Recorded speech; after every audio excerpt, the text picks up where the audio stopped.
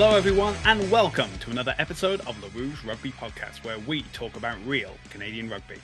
I'm Stu Hardy and this time unfortunately I'm not joined by Derek Brissett. He's still on his European adventures. I think he's been hijacked by the Glasgow Warriors, something Lucky Charm they mentioned. You know, beyond my pay grade. But I am joined by not one, not two, not three, but four players on the Vancouver Highlanders. I'm joined by Bowen, Melani Nanai, Josh Thiel, and Cole Kelly. Gentlemen, thank you all for joining me today. Thank you for having us. You. Definitely. Our pleasure. Definitely appreciate it. Okay, so when we have one of these interview episodes, especially with new guys, we always start with a few introductory questions. So let's begin. So Deshaun, I'm going to start with you. What got you started in rugby to begin with? It was actually my high school coach who got me into rugby. When I got into high school, I thought I was gonna play some football, and play other sports. Didn't know much about rugby. And once he put the rugby ball in, that's what did it for me. All right. Melani, how did you get started? For me, it was pretty much my dad. So he was a rugby player. He played for the Samoa national team.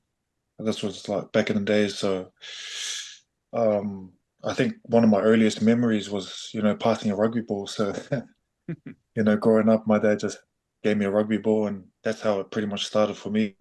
Been trying to follow in his footsteps ever since. How about you, Josh?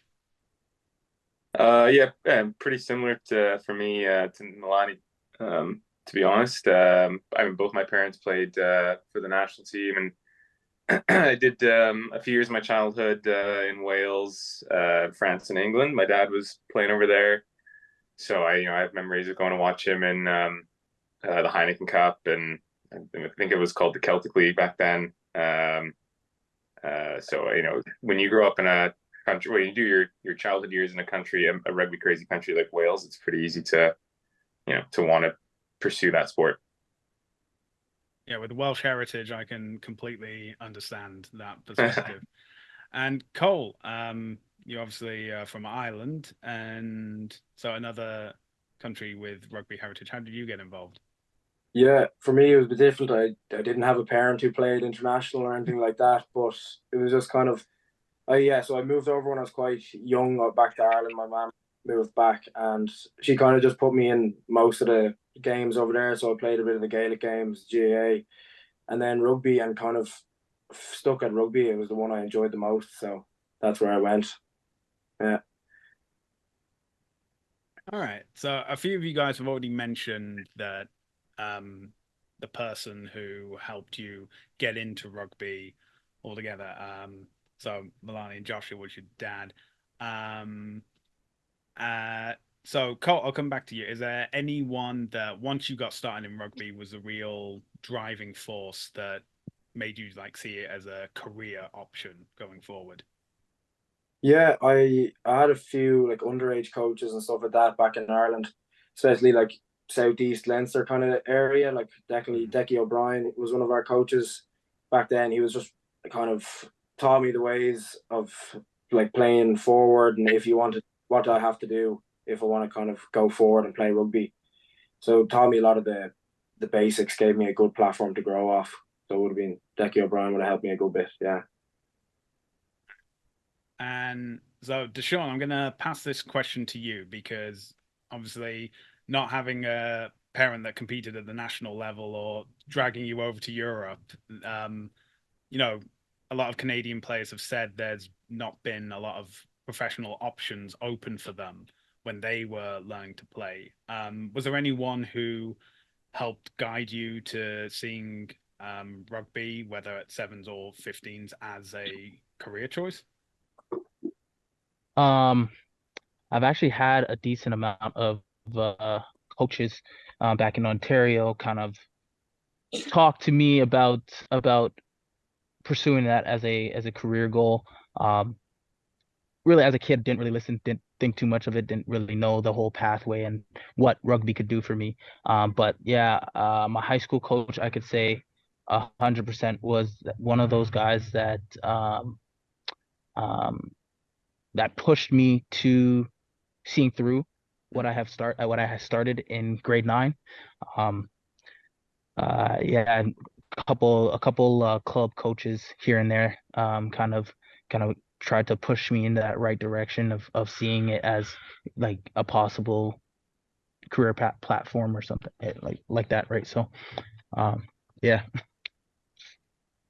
Okay, and now normally we ask the question of who's a player that you love or loved to see step out onto the pitch, but for Melani and Josh, I'm saying no family relatives allowed for this answer. It's got to be someone else. But I'll throw that question for while you two decide on who you're going to pick. Cole, I'll ask you first. Who's someone that you love or loved to watch step out onto the pitch? Someone I love to watch would have been David Pocock back when he was prime, when he was playing for Australia. I used to. You built like him as well. Yeah, I wish. But I used to love watching him play, like especially in his last few games where he was kind of at top form, kind of thing. Very quiet, just always worked the hardest for and stuff like that. Yeah, it would have been great. Would have been a great player to watch. Used to love watching him and stuff like that. And you, Josh? Yeah, for me, I mean, pretty cliche answers, but I love growing up watching Wilkinson, Carter, Farrell, so guys that that maybe aren't the fastest guys in the world, but they can run a game and they can kind of play both 10 and 12 pretty seamlessly. And when I play 10, I also enjoy having players who are good, strong ball runners to play with. So enjoy watching those guys play as well. Someone like even from the national team, Kai Lloyd or someone like that with a bit of power that I can just give the ball to quickly and let them go. Melani, who do you love to watch play or played? Yeah, for me, like growing up, like watching, obviously I'm from Auckland, New Zealand, and my dad used to make me sit down and watch a lot of Super Rugby back in the days. I hated watching rugby. It was just, for me, it was boring at the time. But like I said, my dad was always on to me about like rugby and, trying to love the game and stuff like that. But, I was playing like winger back in the days and guys like Rene Ranger. And then when I transitioned to fullback, like guys like Charles Putel, who were, in the jersey at the time, and the kind of flair that they played with, that was, what I looked up to. And when I eventually got the chance, those were the guys that I kind of wanted to, model my game around and stuff like that. But, didn't have the size they had, but just try to do like something similar to them. So yeah, those are the guys I love to watch. And Deshaun, who do you love to step onto the pitch? Yeah, I didn't watch so much rugby growing up, but once I kind of got back in, took it more serious and was watching more games. I started watching more Canada rugby, mostly Nathan Hirayama, class player. Always saw and just wanted to kind of do the things he does on the pitch. Justin Douglas, uh, just because he's a winger, he had that pace, and it's something that I always wanted to kind of copy my game after. But on the international side, definitely I hope you don't butcher his name. Nehi Milniskata. He's he is a baller. Every time I saw every time before I play a game, I'd watch a couple of his clips, a couple of his games, just to see if I could pull it out in a game. Yeah, that's pretty much for me. All right, interesting selections. Definitely lots of good choices. But let's bring it back to the present. All you guys are with the newest professional venture in Canadian rugby, the Vancouver Highlanders. And, some of you guys coming from international experience, some of you guys have been involved in MLR teams. And the Vancouver Highlanders were announced last year. They made it very clear they're not involved with Rugby Canada. They're not involved directly with MLR. And so, it's been marketed as a very unique enterprise in professional sport, in that it's a professional team, but not in a professional league. So everything has been from the ground up. And so, this team come together. I think a lot of it harkens back to classic Barbarians style of a touring team. Obviously, you guys are based in Metro Vancouver. But the question I first want to ask each of you is, how did you find out about the Highlanders, and what made you decide to sign with the team? So, Josh, I'm going to let you answer that first. I think one of my good friends, Noah Bain, had told me about it, that there was some rumblings going on about a team starting in Vancouver. And there's always been, ever since the MLR began, there's been a lot of excitement of trying to get a team to Vancouver. And there's a great rugby community here. Even if you expand to include the island as well, in the Lower Mainland, a major hotbed for rugby here. And then I've known Curry. He's coached me since, I think, under 15 rugby. So I've known him, and I have a pretty good relationship with him for a long time. Mm-hmm. And he's a pretty open book when you're straightforward. And yeah. So I had a few conversations with him, and it's obviously an exciting opportunity to try and do something new in the landscape of rugby here in Canada, and professionalism. Mm-hmm. So yeah. Right. And Cole, how did you find out about it? Yeah, for me, I found out through my under 20 national coach Adam Roberts from last year. So I met him during he was over in Ireland, the Six Nations, and I'd known he was coming over for a while, kind of thing. So we had planned to meet after the Italy game, and we met up after a few drinks and stuff like that. I was saying I wasn't sure what to do for my summer. I was looking at different options. We were looking at going to the States and stuff like that. Just me and one of the other players for the Highlanders as well came over with me, but he kind of mentioned that the Highlanders was happening this summer in Vancouver, and I said, yeah, I'd love to definitely see if I could have a shot at it, kind of thing. And he put me in contact with Curry, and like as Josh was saying, Curry didn't shot me straight, kind of thing, told me what it is, like first time it's happened, and it sounded very interesting to me. So made it happen, yeah, over a while. It took a while of sorting everything out, kind of thing, especially with college and stuff like that, but got over here now and I've been enjoying it straight. So I was like, the under 20 coach Adam Roberts got me in contact. Yeah. All right. Now, Deshaun, obviously this time last year was the perception that it was going to be another season of the Arrows, and in fact you were announced as having re-signed with the team. Then sadly we lost Bill Webb, and in November we lost the team as well. We've spoken to some of the guys involved with the Arrows and saying how it was very last minute, out of everyone's hands, just trying to do what they could, but unfortunately not. So similar in whilst also answering the question of how you found out and why you decided to join, how was the time frame from finding out you weren't continuing with the Arrows to joining the Highlanders as well? I would say it was fairly quick. Once I found out about the passing of Bill, I kind of was in a scramble trying to figure out what my next step was going to be, whether getting in touch with the teams in the MLR and or going to play overseas. once I got into the draft, wasn't picked. I was still kind of in more of a scramble, trying to figure out, okay, what am I going to do for rugby? I don't want to give it up and stop playing.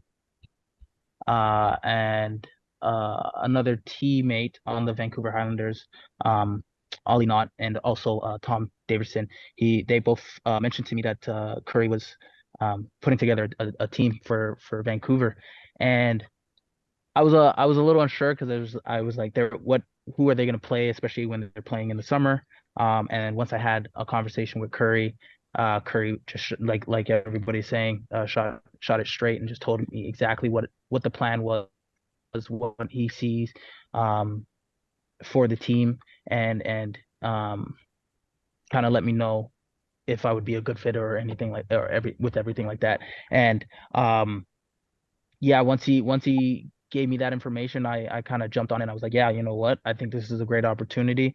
Um, I love being a part of things that may have started from the ground, and help them build it up. Just pretty much like how my career pretty much is. Then started in grade 9 and had to work my way up. So once I heard that, I was like, yeah, I'm all over it. I would love to play. Um, and then it also gives me an opportunity to play against and play with amazing players and play against amazing players as well. So yeah. And Melani, what was your journey coming over to Vancouver and teaming with the Highlanders? Yeah, I was a bit similar to Deshaun. I was signed to New York Ironworkers, and obviously they fell through as well. And my wife's family stays up in Squamish, and Oh, okay. yeah, so we got married here in Canada as well, up in Squamish. So this is one of the places we always come to visit, come to see her family. And when we signed for New York, we thought we're gonna come here in like November time, October, spend Christmas with her family, and then planning to move over to New York. And then obviously we found out that the team fell through, and we've been traveling quite a bit. Like after having our first kid, I got 3 kids. We've been in England, New Zealand. Then we came here to Canada to move to New York, and obviously there's a lot of traveling for the kids. So my wife was like, "Can we just stay here in Canada for the next year or so?" And then my father-in-law Keith used to coach with Curry as well, and then got me into contact with Curry to see what the opportunities here in Canada or whatever they may be. And he was telling me about the Vancouver Highlanders, obviously starting in summer, and that's how I kind of found out. And we decided to stay in Canada and find a job, and got the opportunity to to be in the Highlanders. All right. Okay. Interesting. So preseason has already started. And obviously you guys have all been sold on this idea of a team being outside of an established professional league. So I know that the experience is limited, but how does your experience with the Highlanders compare to other teams you've been with? Cole, I'll start with you. Yeah, like for me, it's kind of like I haven't been with many professional setups before, but it would have been just like the under-20 national. We had 2 tours last year. But compared to like at home kind of thing, definitely because I'm with our college team, it's kind of we're in the AIL in Ireland, but it's a competitive league, but we can't afford to have as much training as lads in. It's still a kind of amateur to semi-professional league, so there's only like 2 trainings a week kind of thing. Gym, we're lucky with college, we can kind of get into the gym and stuff like that easier than some of the people in the league. But coming over here, it's been very well structured kind of thing for me anyway. Going forward, like we know exactly what we're doing. Training sessions are planned out well. You can look at where you want to improve and stuff like that, and what to build on. Each session is kind of very well mapped out and stuff like that. Been enjoying it so far. Yeah, it's compared to the under-20, it's probably a step up again, like, because with the players, especially like the caliber of some of the lads around you, like it makes you step up as well. Yeah. Melani, following on from deciding to stay in Vancouver for a year and giving like some stability to your family, who, as you mentioned, have been moving around a lot. But you've been involved with a number of teams already. How do the Highlanders compare so far? I guess it's different just because, like you said, this is the first time it's ever been, done. Obviously, a lot of the teams that I've been in, they've had like a history. You grow into the environment sort of thing, but over here, it's new. We get to make the culture that it is, and hopefully, if it does carry on, then we can, pass it on to the next guys that are coming. But we can say we're the first Highlanders, in a sense. So that's been, I guess, the major difference to the other teams that I played in, like the Blues or the Crusaders. They have like a long history, and all about the jersey and stuff like that. Whereas now, we can create a history sort of thing. So, which is exciting at the same time. So, same question for you, Deshaun. Obviously, you have the experience of being in both the Sevens and the other Canadian professional team.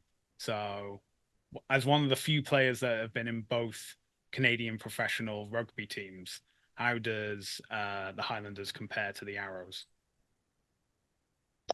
I think it's the same along as what Melani has been has spoke on.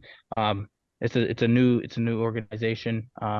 So it's kind of hard to compare when a team, you're coming from a team that has somewhat of a name for themselves. I know the Arrows didn't start all that long ago, but they still have made it somewhat of a name for themselves while they were in the league.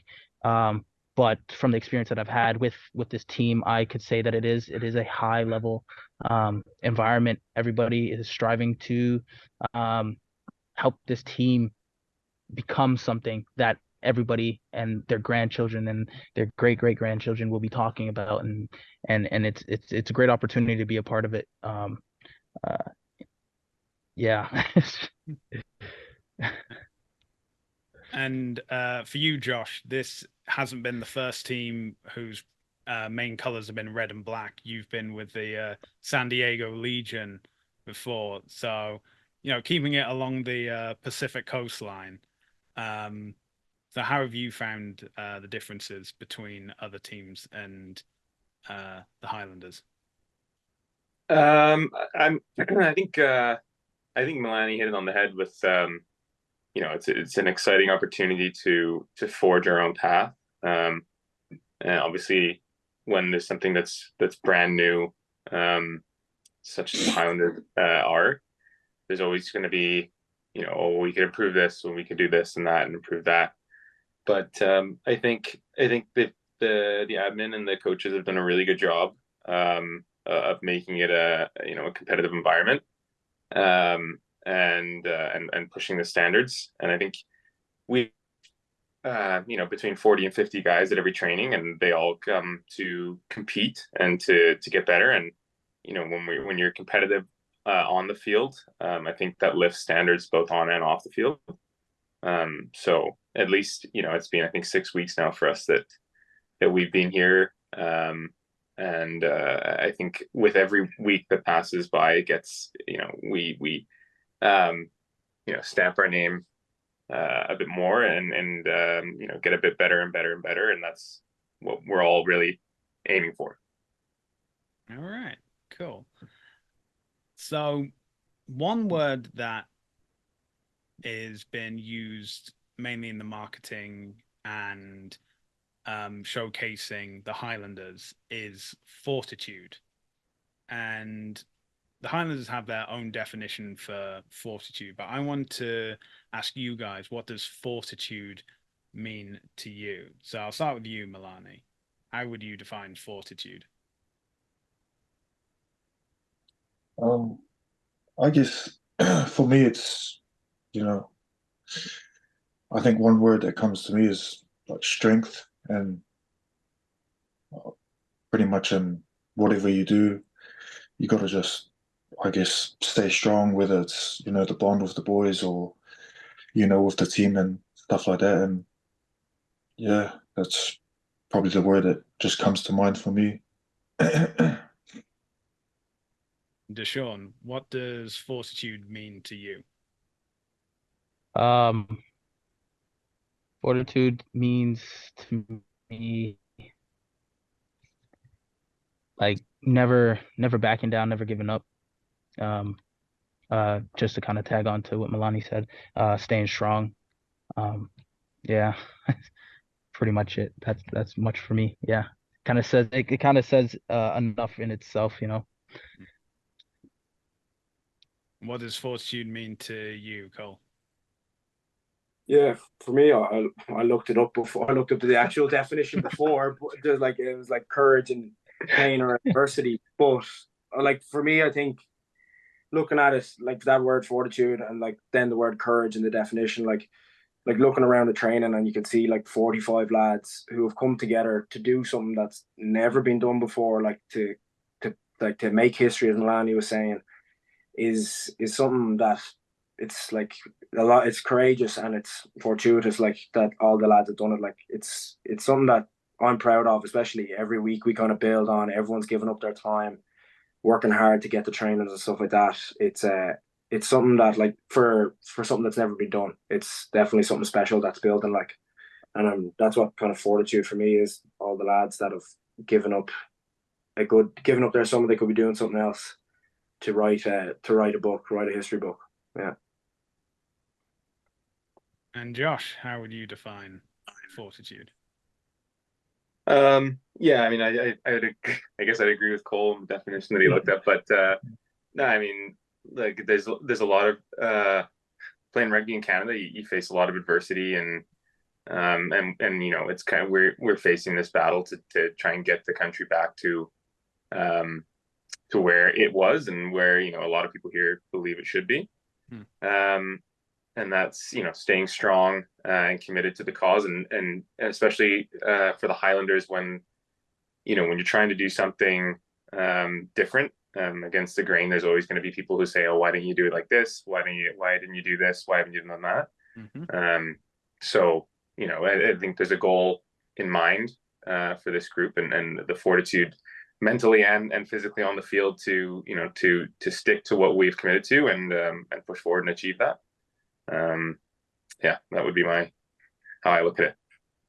All right. So let's move on to the upcoming season, the Rugby Players Challenge for 2024. So we are currently recording on the 20th of June.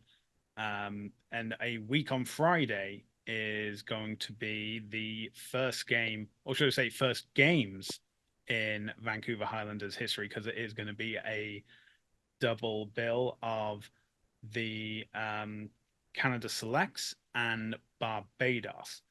Now, a game hasn't already happened, but from your experience and the hype that's been going around, like the preseason camp, what can fans expect to see at a Highlanders game? And I'll throw that over to Josh. Yeah, I think we've been working really hard, and I think I think we're at the point now in the preseason where we're ready to be, ready to play. You can train as long as you want, but at the end of the day, we're getting excited for the games, and hopefully fans are able to see. I guess it'll be 30 plus guys who are excited to play an expansive brand of rugby and try to look at new ways to play the game. And I'm sure there'll be mistakes, but I guess that leads back into the fortitude of sticking together and trying to work around those. And Yeah, looking at new ways to play and a bit of passion, hopefully. And Cole, because you're listed on the reserves, the players. Now, I know that all you guys are training together at the same time. But has there been any indication of the setup for these games in terms of which players are going to be selected? Obviously, there's 45, so 45 into 30 doesn't go, but obviously but there's only so many players listed for the primary squad for the Highlanders, and then you have these reserve squad as well. So what are you guys doing to ensure that you're sticking your name out, being available for selection in those cases? Yeah, like I think it's coming to that stage in the preseason where I think a double header is perfect because it has, at this point we have all 45, 50 lads ready to go. They're all looking for a game, and you can only kind of see as much from training.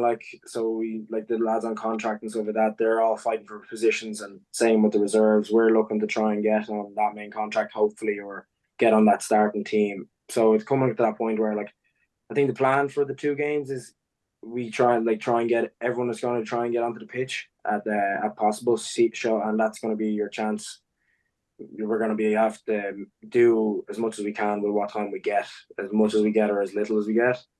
It's chance to show the coaches that maybe you are up to scratch and you should be on that first team kind of thing. So I think it's going to be a good mix for both games and see where we're at and kind of give it a bit more order for the next game going forward. All right. Now, when the Vancouver Highlanders were announced and said they were going to be having an invitational season during the off season for like the BC Rugby Union, a lot of people were questioning, where are the teams going to come from? Who's going to come to Vancouver? Are they going to be MLR teams? Are they going to be university teams and stuff? And then the schedule comes out, and 3 of the teams listed are international squads. So I was very shocked when that came out, positively shocked when that came out. And I know that the announcement said that it was going to be 5 of a maximum of 10 games held for this season. But from the teams that have been announced so far, who are you guys looking forward to playing the most? And I'll start with you, Deshaun. The team that I'm most excited to play, I would think, well, one, because it's 2 Canadian teams kind of fighting to say who's better. Would be just the national team.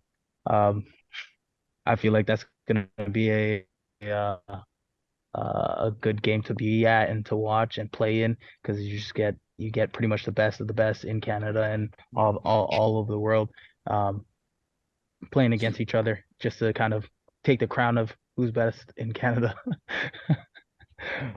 So yeah, that's one team that I'm excited to play against. And I'm also excited to see or play against Barbados, because my family is all from Barbados, and it's kind of fun to see another your home country playing against your other home country. So, all right, Melani, who are you looking forward to playing? I think Germany. They're one of the teams I think I've seen play before, like against Samoa and stuff like that. And at the time I thought they were pretty good. So if they're still, I don't really watch like much rugby and stuff like that. Just I watch the people I know, but obviously maybe once or twice I've seen Germany play and I thought they were pretty decent. So I think that would be like a good match for us and just where we are. Obviously a country team, so it'll be interesting to see how we fare against those guys.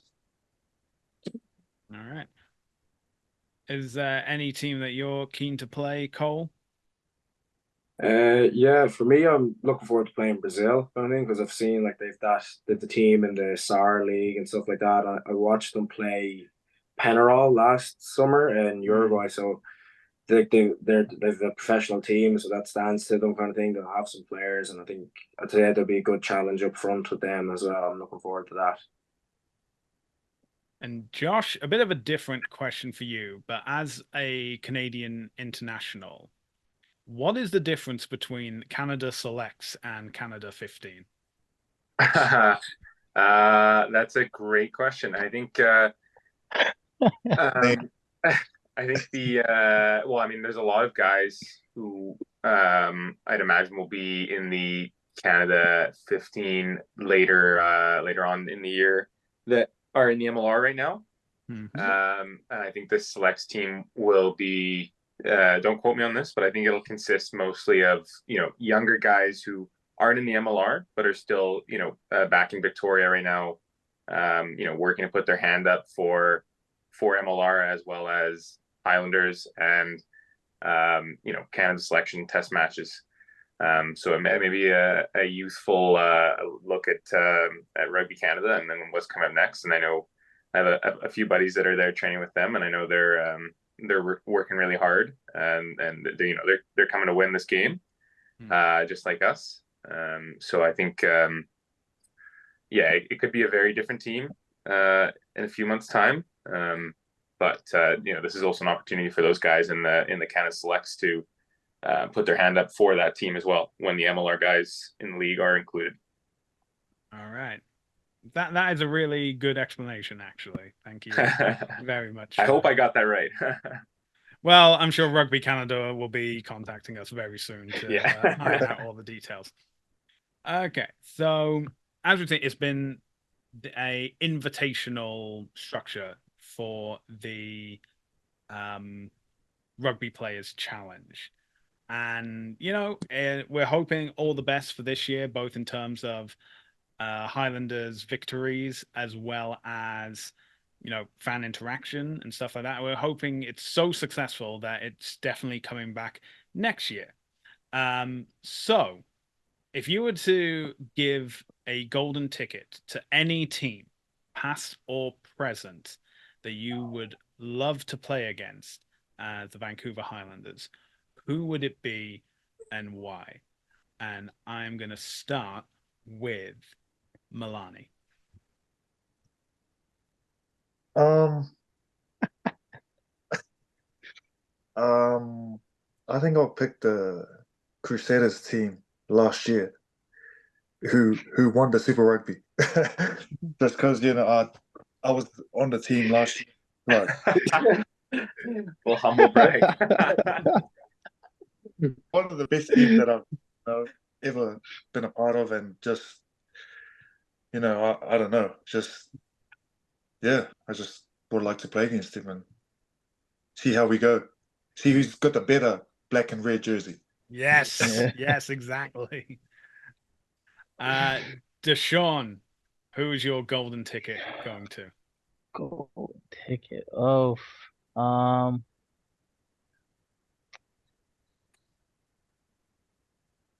this is a tough one. Who do I want to play against?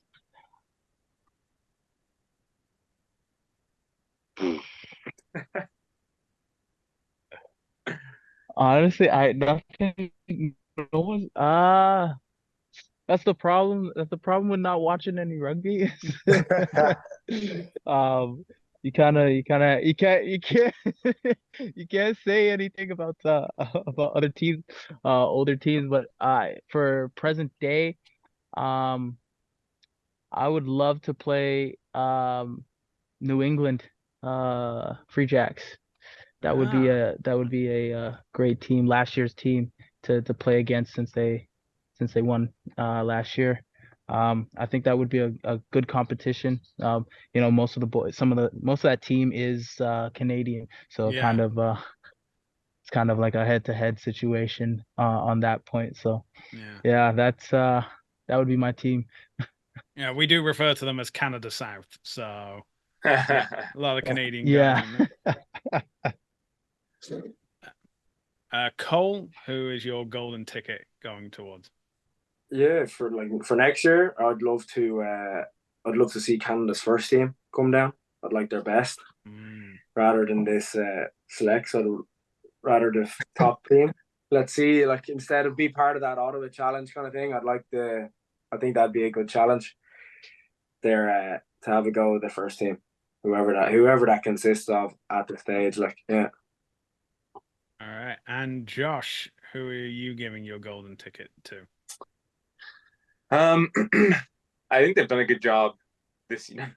Not to have a confident answer, I think they've done a good job this year of getting good teams, and I think the road they've gone with Germany, the teams in Europe that aren't, they're not in the Six Nations, but they still play in the Rugby Europe Championship, and they have quality test matches, multiple quality test matches every year. So I think if we can get a few more of those teams that are looking to branch out and play more rugby and more matches, that'd be great. I think my most a couple of years ago we went to the Netherlands and played against them, and that was good fun. So maybe build on that relationship with them and have them over here play against the Highlanders. That'd be fun. All right, yeah, those sound like really good selection, guys. Definitely appreciate it. Now, at the time of recording, I don't have any information on if the game's going to be streamed, but if you are in the Metro Vancouver area, you can go to vancouverhighlands.com, where you can get all the tickets for all the games announced so far, including that double header, which takes place next Friday. So if you enjoyed this episode, be sure to check out more, as well as our written pieces on our website, rougerugby.ca. You can also find the podcast on Spotify, S4P, and Apple Podcasts. We have our YouTube channel at The Rouge Rugby with episodes of the podcast. Make sure to like and subscribe and hit that bell notification to stay up to date with all our videos. We're also available across social media, including Facebook, Twitter, Instagram, TikTok, and Threads, all at The Rouge Rugby. And if you want to find me specifically, you can find me across social media at Hardman, spelled H4RDMAN. Well, gentlemen, thank you so much for joining us. As I've said before, really excited to see how the Vancouver Highlanders do, and all the best in the Rugby Players Challenge. And thank you all to joining us for another episode of the Rouge Rugby Podcast, where we talk about real Canadian rugby. We hope you can join us again next time.